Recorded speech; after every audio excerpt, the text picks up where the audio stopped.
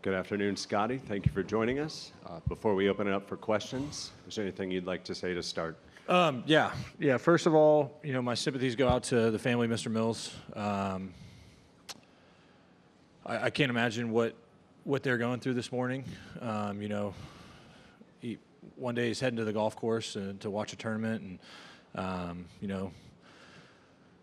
few moments later he's trying to cross the street, and now he's no longer with us. So I can't imagine what they're going through. My heart, I feel for them. I'm sorry. My situation will get handled. It was just it was a chaotic situation and a big misunderstanding, and I can't comment on any of the specifics of it. So I feel like y'all are gonna be disappointed, but can't comment on any specifics. But my situation will be handled. It was just a big misunderstanding. So if y'all got any questions about the golf today, I'm happy to answer them. But outside of that, I can't really get into what transpired outside of, my heart goes out to the family. Thanks, Scottie. We'll open up for questions now, starting with Marty on mic 2. How do you encapsulate everything that happened to you today? I don't really know. I feel like my head's still spinning. I can't really explain what happened this morning. I did spend some time stretching in a jail cell. That was a first for me. That was part of my warm-up. I was just sitting there waiting, and, I started going through my warm-up. I felt like there was a chance I may be able to still come out here and play, and so I started going through my routine, and I tried to get my heart rate down as much as I could today. But like I said, I still feel like my head's spinning a little bit. But, I was fortunate to be able to make it back out and play some golf today. Here on 1. Scottie, what was it like even making the decision to continue to compete today and shifting focus to the task at hand and coming out and shooting 5 under?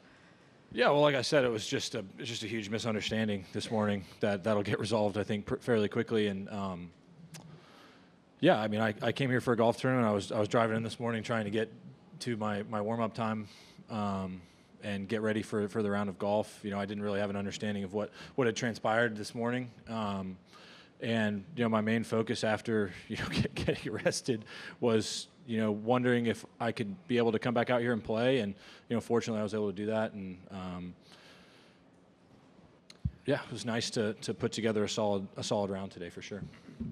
Dan on 17. It seemed like the crowds were really behind you and your fellow players kind of rallied around you. Did you feel the support out there today from your community? I really did. It was really nice. The fans were tremendous today. I felt like they were cheering extra loud for me today, and it was. I really do. I know sometimes you can't really see it on my face, but I really do enjoy playing in front of the fans. The support I've been getting the last few months out here has been tremendous, and I'm really grateful for it. Dylan on 18. How long did it take before the golf felt normal, or did it feel normal at any point once you got out there? It probably took a few holes to feel normal. Obviously I didn't have my normal warm up, and I'm a pretty. I usually stick to my routine.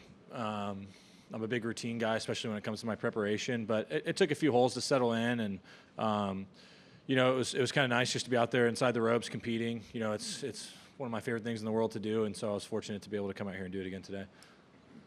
Right here, Mark on 4. Scottie, we've come to know you as a pretty unflappable person out here, not affected by a lot of stuff. Can you describe how rattled you were when you were, and you just referenced, being in a jail cell and whatnot? Just describe that mindset and how surreal that was for you. Yeah, I was pretty rattled, to say the least. The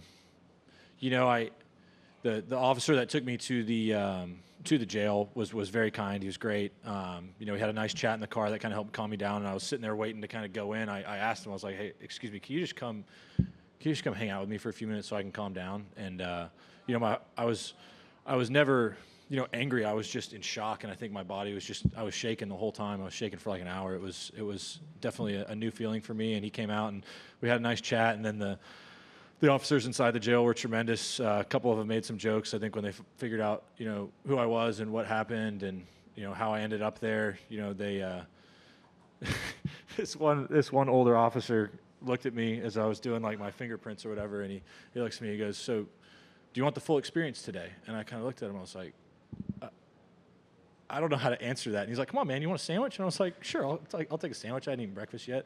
And so, they were really kind. I'm grateful to have. I'm grateful that we have such strong police, and there are protectors out there. And like I said, we just got into a chaotic situation this morning. That's really all it was. Mike 6, Jim. Thanks. Scottie, in terms of the ability to compartmentalize, How difficult was that challenge for you today once you got on the course? Yeah, like I said, my body was, I was shaking, almost, I would say in shock and in fear. And so coming out here and trying to play today was definitely a challenge, but I did my best to, control my mind, control my breathing, and, basically just calm down so I could come out here and try and play golf. I knew there was going to be a lot of distractions, but I didn't really know what the reception would be like. And to be honest with you, it was great having the fans behind me. They cheered for me really loud. I felt like they were really, really glad to have me out competing today, and it was a nice day to come out here and compete. Over to Doug on 5. Is there any concern? I mean, it's been a huge rush from 6 o'clock this morning. That when you have the afternoon and you have the night to kind of process this, how it'll affect you going into the weekend?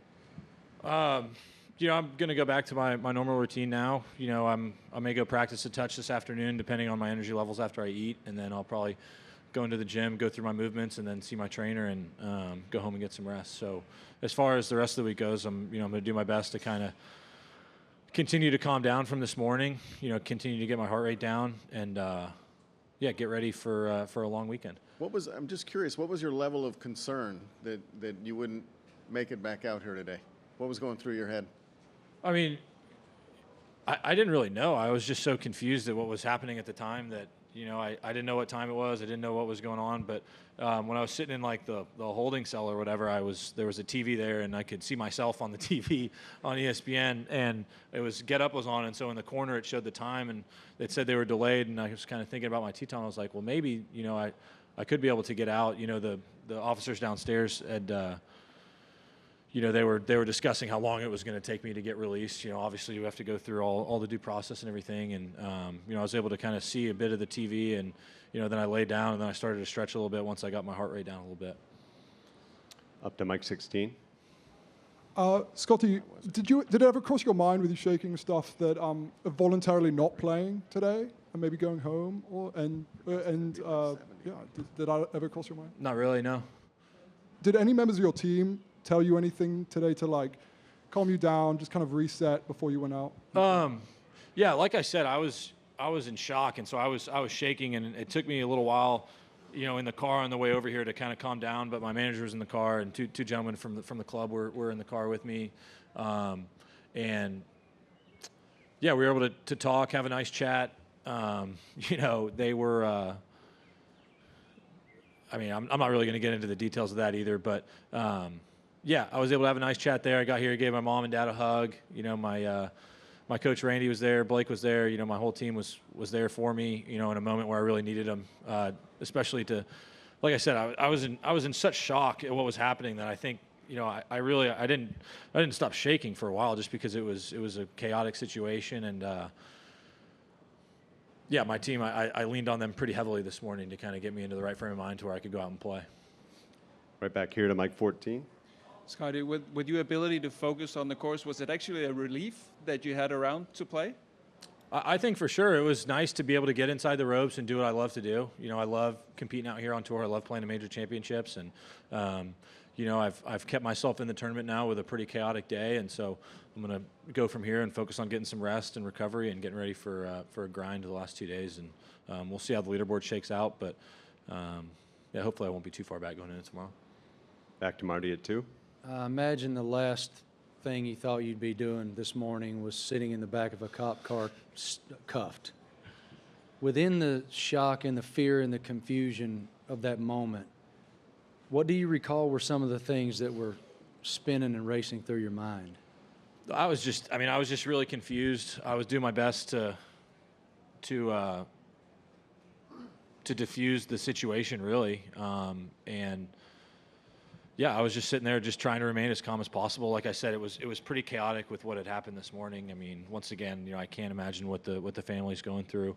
But like I said, I was doing my best to diffuse whatever was going on. And so I was just sitting there in the back of the car just listening to the police officer as, he's trying to figure out who I am, figure out my name. They were trying to find me in the system, but there was something wrong with going across state lines with the social security number and stuff like that. So it was... all around, it was a very, very confusing and chaotic situation, but, I did my best to just follow instructions and do as I was told as I was sitting there handcuffed. Up to Mike 18. Scottie, did you ever say to someone this morning, like, I'm Scottie Scheffler? No. When they got me out of the car, like I said, it was very chaotic, and I said, I'm sorry, I'm just trying to get to my tee time. And outside of that, things escalated from there. I did numerous apologies and whatever, but like I said, it was chaotic. It's dark, it's raining. There's a lot of stuff going on. They just had an accident. I didn't know what had happened at the time, other than there was an accident. I didn't know that it was fatal. And yeah, like I said, my heart goes out to the family. But no, at no point did I try to name drop myself to diffuse the situation. I just tried to remain as calm as possible and just follow instructions. Over to Mike 9. At what point did you feel as if you were definitely going to make your tee time, or there would be some kind of exception made? I didn't really feel like I would make my tee time until one of the officers at the jail came by my holding cell and knocked on the window and said, "Let's go."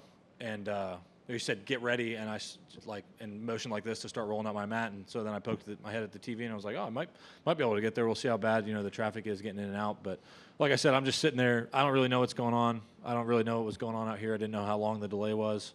I mean, at the time, I couldn't even remember what my original tee time was. So I was just trying to do my best to stay calm. And when they took me out and we got in the car on the way here, I figured it was ready to play. And my manager asked me if I wanted to, and I was like, "Of course." And then we just came here and got ready to go play.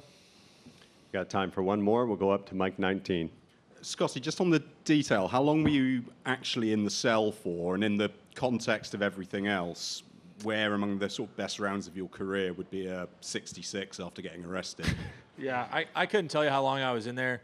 You don't have access to, I wasn't wearing a watch or didn't have access to my phone, so I couldn't tell you how long I was in there. But like I said, the officers at the jail were tremendous. I'm very grateful for, the people that serve, all of us across the nation. And as far as best rounds of my career, I would say it was pretty good.